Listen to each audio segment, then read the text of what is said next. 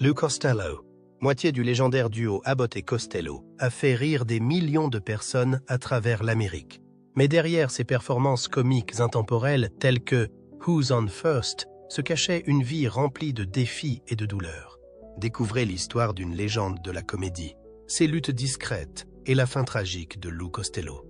Du ring du boxer au projecteur, d'un garçon de Paterson, dans le New Jersey, à une icône de la comédie à Hollywood. La vie de Louis Francis Castillo, plus connu sous le nom de Lou Costello, a été un voyage plein de surprises et d'émotions. Né le 6 mars 1906 dans une famille américaine d'origine italienne, française et irlandaise, Lou montre très tôt des signes de talent naturel en sport. Dès ses années, à la Public School No. Queens à Paterson, il est devenu un athlète exceptionnel, notamment en basketball, où il a remporté plusieurs fois le championnat de tir au lancer franc. Ses qualités athlétiques n'étaient pas seulement une source de fierté pour sa famille, mais ont également joué un rôle majeur dans sa future carrière dans le monde du spectacle. Outre sa passion pour le sport, Lou avait aussi une vie secrète avec une carrière de boxeur prometteuse. Surnommé Lou King, il participait à des combats de boxe amateur, les remportant tous et détenant un impressionnant record de 32 victoires consécutives jusqu'à ce que ses parents l'apprennent. Bien que sa carrière de boxeur ait pris fin prématurément, ses leçons sur le ring l'ont aidé à développer des compétences telles que la concentration et la dextérité, des qualités qui serviront plus tard de base solide à sa carrière de comédien. En 1927, à l'âge de 21 ans, Lou Costello décide de faire le plus grand saut de sa vie.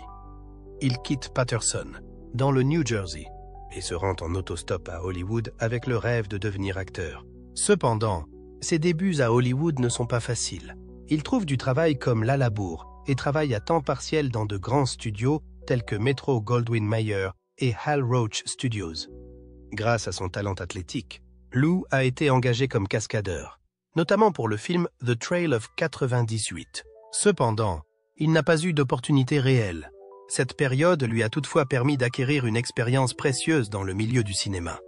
Costello n'était pas seulement un cascadeur muet, mais il est également apparu dans La bataille du siècle, 1927, de Laurel et Hardy, en tant que spectateur assis au bord du ring. Cela ne lui a pas apporté une célébrité immédiate, mais a constitué une étape importante dans sa carrière. Lorsque les films parlants deviennent populaires en 1928, Lou décide de retourner sur la côte Est pour continuer à perfectionner ses talents d'acteur. Un séjour à Saint Joseph, dans le Missouri, lui offre une opportunité inattendue lorsqu'il convainc un producteur local de comédie de l'engager en tant que comédien à l'accent allemand. Décidant de retourner dans le New Jersey à la fin de l'année 1928, Lou Costello commence à travailler à la Mutual Burlesque Wheel en 1929, ce qui marque un tournant majeur dans sa carrière. L'ascension vers la célébrité comique.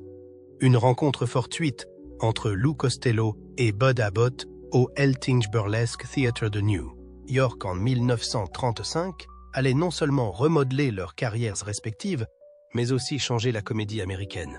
Lorsque le partenaire habituel de Costello tombe soudainement malade, Bud Abbott le remplace et noue immédiatement une étrange complicité. Leur première représentation à l'Eltinge est un énorme succès, ce qui incite leur entourage, y compris la femme d'Abbott, à les encourager à former un partenariat durable. C'est ainsi qu'est né un duo légendaire. Le duo Abbott et Costello était rapidement devenu un phénomène. Abbott, avec sa personnalité brutale et tranchante, était le complément parfait de Costello, qui jouait le rôle d'un aimable gaffeur. Ce contraste de personnalité a créé une tension comique naturelle que le public a adorée. Abbott jouait toujours le rôle de l'homme apparemment intelligent et omniscient, tandis que Costello était celui qui se faisait naïvement avoir, ce qui créait des situations comiques à n'en plus finir. L'un de leurs numéros les plus célèbres, Who's on First, est devenu un élément indispensable du répertoire comique américain. Lancé le 24 mars 1938 dans l'émission de radio de Kate Smith. Ce numéro a connu un succès immédiat et est devenu le symbole du duo.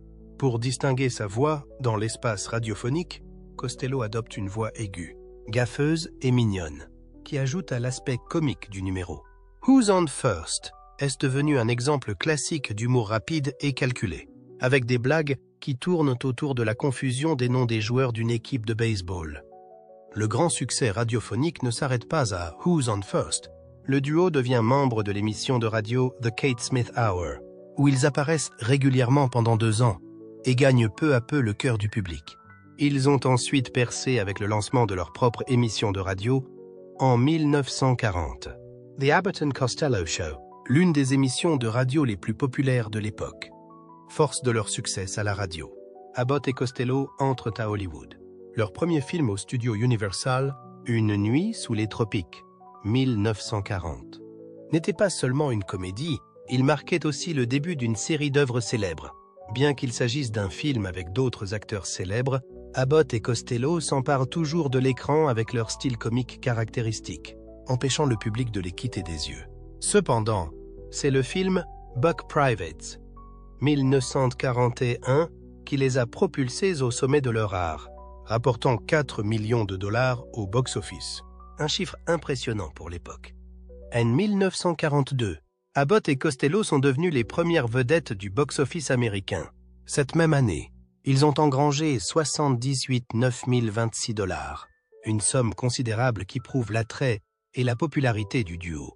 Pendant la Seconde Guerre mondiale, le duo a également participé à des actions caritatives, affichant son patriotisme lors d'une tournée de 35 dates consacrée aux obligations de guerre. Leur carrière n'a pas seulement été associée à un succès commercial, mais aussi à d'importantes contributions à la collecte de fonds pour le département du Trésor, en aidant à réunir 85 millions de dollars. Avec des films tels que Hold That Ghost, 1941, In the Navy, 1941, et Pardon My Sarong, 1942, le duo Abbott et Costello a connu un succès continu. Leurs performances, avec leur diction rapide comme l'éclair et leur timing impeccable, ont insufflé une nouvelle vie aux traditions burlesques classiques, préservant et améliorant le genre pour les générations futures. Abbott et Costello n'étaient pas seulement des vedettes de la comédie, mais aussi des pionniers qui ont porté la comédie à de nouveaux sommets, inspirant d'innombrables artistes à venir. Leur héritage, en particulier leurs routines emblématiques, telles que Who's on First, vit dans le cœur des fans et est devenue une partie intégrante de la comédie américaine. Bien que Lou Costello ait été une icône de l'humour et de la joie, sa vie personnelle n'a pas été exempte d'épreuves et de tribulations. Derrière ces spectacles hilarants, Costello a dû faire face à de nombreuses pertes profondes dans sa vie, notamment la perte de sa famille, qu'il n'a jamais complètement surmontée. La vie personnelle derrière le rire. Le 30 janvier 1934, Lou Costello a épousé Ann Battler, une choriste qui est devenue sa compagne pour la vie. Leur mariage a duré 25 ans, jusqu'à la mort de Costello en 1959. Leur mariage dura 25 ans, jusqu'à la mort de Costello en 1959. Anne n'était pas seulement sa femme, mais aussi sa compagne, qui était toujours aux côtés de Lou dans les hauts et les bas de sa carrière et de sa vie personnelle. Le couple a construit une maison en Californie, où ils ont élevé une famille nombreuse. Leur maison est rapidement devenue un havre de souvenirs chaleureux et heureux. La famille a toujours été une priorité pour Lou, et il s'est toujours efforcé de passer du temps avec ses enfants, malgré son emploi du temps chargé. L'un des actes les plus mémorables de Lou a été d'acheter une poupée de Noël pour une petite fille qu'il avait entendue dans un magasin de jouets. Il a demandé à l'employé du magasin de lui dire qu'elle venait du Père Noël, démontrant ainsi son ouverture d'esprit et sa prévenance. Les Costello ont eu 4 enfants en 11 ans. Les enfants de Lou comprenaient Patricia Paddy Costello, née 1937, Carol, née en 1938, Lou Butch Costello Jr., 1938, Lou Butch Costello Jr., B. 1942, et Christine, née en 1947. 1947. Lou aimait profondément ses enfants et, malgré sa carrière bien remplie, il s'est toujours efforcé d'être un bon père. Son dévouement était évident dans ses gestes d'attention, comme le fait de toujours trouver du temps pour ses enfants, malgré son emploi du temps chargé. Lou a toujours exprimé son amour pour sa famille par des actions non verbales, comme le fait d'emmener sa mère vivre avec la famille à Sherman Oaks pour qu'elle puisse être proche de ses enfants et profiter de l'atmosphère familiale. Cependant, l'une des plus grandes tragédies de la vie de Lou Costello a été la mort soudaine de son premier fils, Lou Jr., le 4 novembre 1943. Alors que Costello répétait dans les studios de la NBC, Lou Jr., âgé d'1 an, se noie accidentellement dans la piscine familiale. Il avait réussi à ouvrir la balustrade de son parc et était tombé dans l'eau, 2 jours seulement avant son premier anniversaire. Face à cette perte, Costello a choisi de poursuivre son émission de radio ce soir-là. Bien qu'il soit profondément attristé, il ne veut pas que cette perte affecte son travail. À l'antenne, il ne montre pas sa tristesse mais garde une attitude professionnelle. À la fin de l'émission, Bud Abbott a informé le public de la récente tragédie de Lou, ce qui a permis à tout le monde de comprendre et de compatir encore plus. Cette perte n'a pas seulement eu un impact profond sur Lou Costello, mais elle a également changé la vie de sa famille pour toujours. Bien que le divorce soit impensable pour un couple catholique italien comme le leur, la tragédie a provoqué de profondes tensions dans leur mariage. Bien que Lou ne se soit jamais complètement remis de la perte de son fils, il a cherché à canaliser son chagrin pour agir en faveur de la communauté. Lou a fondé la Lou Costello Jr. Youth Foundation, une organisation pour les enfants défavorisés de Los Angeles. La fondation n'a pas seulement servi à les aider, elle a également servi de mémorial vivant à son fils. L'organisation propose des cours de natation gratuits aux jeunes de la région, ce qui permet d'éviter des accidents tragiques comme celui qui a coûté la vie à Lou Jr. Les années 1940 ont été l'âge d'or de la carrière d'Abbott et Costello, qui sont devenus un duo comique dominant non seulement au cinéma, mais aussi à la radio. De leurs premiers films à leurs émissions spéciales à la radio, ils ont laissé une trace durable dans l'histoire du divertissement et sont devenus des modèles pour les générations d'humoristes à venir. Les meilleures années de réussite. Tout au long des années 1940, Abbott et Costello ont créé un impressionnant catalogue de 36 films à succès, qui ont rapporté plus de 120 millions de dollars au box-office. Leurs films se distinguent non seulement par l'humour qui les caractérise, mais aussi par un mélange parfait de divertissement et d'histoires captivantes et accessibles. En particulier, des films comme Bug Private 1941 sont devenus des succès au box-office, rapportant 4 millions de dollars, malgré un budget de production de seulement 250 000 dollars, un chiffre extrêmement modeste par rapport aux grands films de l'époque. Who Done It 1942, Pardon My Sarong 1942 et Ride 'Em Cowboy 1942 sont également 3 succès de l'année. 1942, qui se classent tous dans le top 5 des films d'Universal ayant rapporté le plus d'argent. Le duo s'est maintenu parmi les 10 premières vedettes du box-office presque, chaque année de 1941 à 1952, démontrant leur attrait inégalé pour le public. Leurs apparitions à la radio n'ont pas eu moins de succès. Les Abbott & Costello Show, diffusé de 1940 à 1949, a attiré un large public d'amateurs de comédie. Diffusée à l'origine sur NBC, l'émission a ensuite été transférée sur ABC et a connu un tel succès qu'elle a été largement diffusée par le biais de transcriptions à des stations de radio en dehors du réseau ABC. Ce fut un énorme succès, non seulement pour l'émission de radio, mais aussi pour Abbott et Costello, qui ont ainsi pu dominer l'ensemble de l'industrie du divertissement de l'époque. En plus d'être des artistes célèbres, Abbott et Costello étaient aussi des citoyens profondément patriotes. Lorsque la Seconde Guerre mondiale a éclaté, ils n'ont pas hésité à utiliser leur popularité pour contribuer à l'effort de guerre américain. Au cours de l'été 1942, ils ont entrepris une tournée de 35 jours à travers tout le pays, visitant 80 villes dans 22 États, afin d'encourager l'effort de guerre et de collecter des fonds pour le gouvernement. La tournée a connu un énorme succès et a permis de récolter 85 millions de dollars en obligations de guerre, une contribution importante au financement des opérations militaires. Il est indéniable que la carrière d'Abbott et Costello a atteint son apogée financière dans les années 1940. En 1942, ils sont devenus les artistes les mieux payés au monde, avec des revenus combinés de 789 026 dollars, un chiffre impressionnant pour l'époque. Les recettes combinées de leurs films s'élèvent à 2,58 milliards de dollars, un chiffre stupéfiant qui en étonne encore plus d'un aujourd'hui.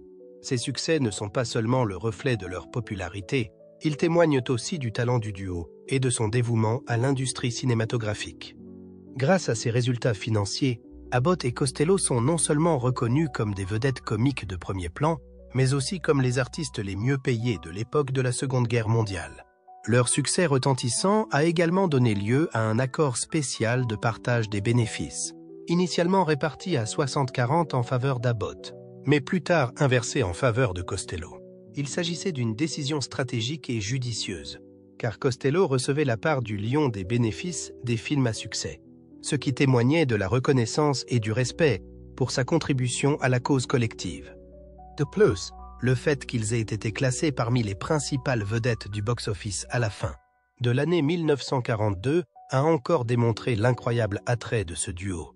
Les exploitants de salles de cinéma ont élu Abbott et Costello comme les vedettes ayant eu le plus grand impact sur le box-office national. Leur popularité et leur succès retentissant ont non seulement fait d'eux des icônes de l'industrie du divertissement, mais aussi des personnages extrêmement influents de l'époque. Les années fastes de la carrière d'Abbott et Costello se sont progressivement assombries lorsque Lou Costello a connu de graves problèmes de santé en plein milieu de la carrière du groupe. Bataille de santé et lutte de carrière. L'histoire commence à l'hiver 1942, lorsque Costello et Abbott s'embarquent pour une longue tournée des bases militaires afin de jouer et d'encourager les soldats américains pendant la Seconde Guerre mondiale. Après cette tournée épuisante, Costello a contracté le rhumatisme articulaire aigu, une maladie auto-immune qui s'attaque aux articulations et au cœur, ce qui l'a obligé à prendre 6 mois d'arrêt de travail. Le rhumatisme articulaire aigu n'est pas seulement une maladie temporaire et douloureuse, il a des conséquences à long terme. Le rhumatisme articulaire aigu n'a pas seulement fait des ravages sur le corps de Costello, il a aussi gravement affaibli sa santé. La maladie a fini par endommager le cœur de Costello et les rechutes des années suivantes n'ont fait qu'aggraver la situation. En 1954, Costello subit une nouvelle rechute sévère qui l'empêche de continuer à jouer le style de comédie physique qui l'a rendu célèbre. La douleur semble ne jamais disparaître, affectant sa capacité à travailler et lui faisant perdre peu à peu la présence sur scène, dont Costello avait fait preuve par le passé. Alors que Costello lutte contre sa maladie, des problèmes financiers commencent à affecter les 2 membres du célèbre duo comique. Malgré le succès de leur carrière, les problèmes fiscaux et financiers ont fait des ravages. Des enquêtes menées par l'Internal Revenue Service, IRS, ont révélé qu'Abbott et Costello n'avaient pas payé l'intégralité de leurs impôts et pénalités pour les années précédentes. Ces problèmes ont contraint le couple à vendre leur maison, leur terrain et d'autres biens de valeur pour rembourser leurs dettes. Ils ont même dû vendre les droits de nombreuses superproductions cinématographiques qu'ils avaient créées au cours de leur carrière. Chacun des membres du duo a dû payer environ 750 000 $ au fisc. Une somme énorme à l'époque. Cela les a non seulement plongés dans une crise financière, mais a également nui à leur réputation et à leur carrière. Les années 1950 ont été une période sombre dans l'histoire d'Abbott et Costello, où les pénalités fiscales et les difficultés financières semblaient ne pas avoir de fin. Le coup suivant est venu des studios Universal. Après plus d'une décennie de collaboration fructueuse, Abbott et Costello décident de demander aux studios de leur verser des salaires plus élevés et de modifier leur contrat pour qu'ils soient à la hauteur de leur contribution. Mais la réponse d'Universal est un coup dur. Le studio décide de mettre fin à leur contrat à long terme en 1954, en ne le renouvelant officiellement pas, et en refusant d'accepter les demandes d'amélioration des conditions de travail. Cette décision marque un tournant majeur dans leur carrière. Soudain, les 2 artistes ne sont plus soutenus par un grand studio et, pour la première fois depuis plus de 10 ans, ils se battent seuls dans l'industrie du divertissement. Alors que leur partenariat devient de plus en plus tendu, des problèmes de santé et des problèmes financiers semblent pousser la relation entre Abbott et Costello jusqu'au point de rupture. Non seulement les problèmes de santé de Costello posent problème, mais des conflits personnels commencent également à surgir. L'un des problèmes les plus importants a été la décision d'Abbott d'engager une nouvelle gouvernante que Costello n'aimait pas, ce qui a provoqué des tensions entre les 2 amis de longue date. Les 2 amis de longue date ne communiquent pratiquement plus entre eux pendant les représentations. Au cours des dernières années de leur carrière commune, ils ont tenté d'organiser des représentations, mais le temps, la santé et les relations personnelles ont eu raison d'eux. En fin de compte, leur insatisfaction se manifeste par l'absence de représentation publique. En 1956, Abbott et Costello jouent leur dernier numéro ensemble dans le film Dance With Me. Henry, ce fut un adieu gracieux au duo comique qui avait fait rire des millions de personnes pendant plus d'une décennie. En 1957, Abbott et Costello ont finalement annoncé la dissolution officielle de leur partenariat. Bien que la dissolution soit dite à l'amiable, elle reflète des années de tension entre les deux hommes. Les graves problèmes de santé de Costello, ainsi que le déclin financier et l'échec des contrats, ont conduit à la séparation du duo légendaire. En fin de compte, la fin d'Abbott et Costello a marqué la fin de l'un des plus grands duos comiques de l'histoire du cinéma et de la télévision américain. Les duos, qui avait gagné des millions de dollars grâce à ses films, se bat désormais pour maintenir sa carrière et se heurte à des difficultés qu'il ne parvient pas à surmonter. Leur carrière de comique n'a pas pu être maintenue à la suite de difficultés financières et de problèmes personnels. La dernière représentation. Alors que Lou Costello entame les dernières années de sa carrière, il n'est plus le grand nom qu'il a été, mais il est toujours désireux de trouver de nouvelles opportunités pour mettre en valeur ses talents d'acteur. En 1958, alors que la santé de Costello est chancelante et que sa relation avec Abbott est terminée, il reçoit une opportunité unique de jouer un rôle dans l'épisode The Tobias Jones Story de la populaire série télévisée Wagon Train. Dans The Tobias Jones Story, Costello incarnait un homme ivre accusé à tort. Il s'agit d'un rôle émotionnel et sérieux, dans lequel Costello montre sa capacité à susciter la sympathie du public d'une manière merveilleuse. Bien que le rôle ne soit pas humoristique, ses talents d'acteur dans ce rôle ont surpris le public et les critiques. Ils ont fait remarquer que Costello avait une capacité unique à passer d'un rôle de comique à un rôle d'acteur capable de transmettre des émotions profondes, suscitant une forte empathie de la part du public. Ce rôle a révélé une nouvelle facette de Costello que peu de gens connaissaient. Un acteur talentueux capable d'interpréter avec succès des rôles à la fois comiques et sérieux. En 1959, Costello participait à son dernier projet cinématographique, The Trent-Foot Bride of Candy Rock. C'est le film qu'il a achevé avant sa mort. Et c'est aussi le seul film de sa carrière dans lequel ne figure pas Bud Abbott, son partenaire de longue date. The Trent-Foot Bride of Candy Rock est une comédie légère qui n'a pas eu le même impact que ses œuvres précédentes. Malgré cela, le film est sorti à titre posthume, en guise d'adieu à sa mémorable carrière. Ce film est particulièrement significatif, car il marque la fin d'une carrière qui s'est étendue sur 3 décennies. Costello est décédé en août 1959 à l'âge de 52 ans, mettant fin à une vie remplie de hauts et de bas dans l'industrie du divertissement. Bien que ces dernières années aient été marquées par des problèmes de santé et des difficultés financières, Costello a laissé une impression durable sur le public grâce à ses grandes performances comiques et à ses contributions indispensables au cinéma hollywoodien. Sa carrière n'a pas seulement été une combinaison de rires, mais aussi un voyage plein de défis, avec des aspects inexplorés de son talent d'acteur. Bien que Costello n'ait pas pu continuer à travailler longtemps dans l'industrie, ses contributions tout au long de sa carrière resteront toujours dans les mémoires, qu'il s'agisse de ses comédies classiques ou des rôles sérieux qu'il a tenté d'interpréter à la fin de sa vie. Que pensez-vous du jeu sérieux de Lou Costello dans The Tobias Jones Story? Aurait-il pu avoir plus de succès dans ce domaine s'il avait eu plus de temps? Veuillez partager vos réflexions dans la section des commentaires ci-dessous. Nous serions ravis de vous entendre. Et n'oubliez pas d'aimer la vidéo et de vous abonner à la chaîne pour des mises à jour plus intéressantes. Merci et à bientôt dans les prochaines vidéos.